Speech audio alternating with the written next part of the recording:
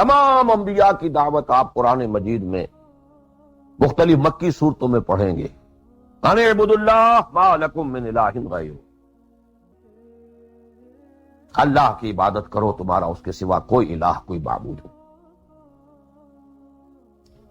خود قرآن کی دعوت صرف اس فرق کے ساتھ کہ پہلے انبیاء کہتے تھے یا قوم اعبدوا اللہ، اے میری قوم کے لوگوں اللہ کی عبادت کرو، اللہ کی بندگی کرو۔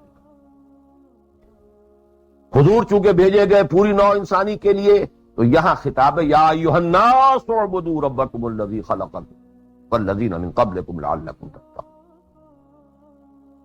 اے لوگو، اے بنی آدم،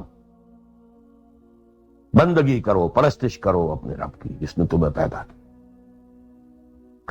سورہ ذاریات میں فرمایا وما خلقت الجن والانس الا لیعبدون، تمہاری غایت تخلیق ہی یہ ہے، ہم نے تمہیں پیدا ہی اس لیے کیا ہے کہ تم ہماری بندگی کرو، ہماری عبادت کرو۔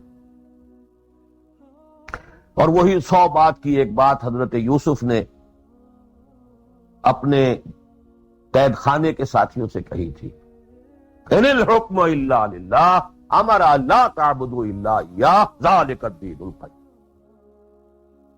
ایک جملے میں کل دین قیم ہے، مکمل دین ہے،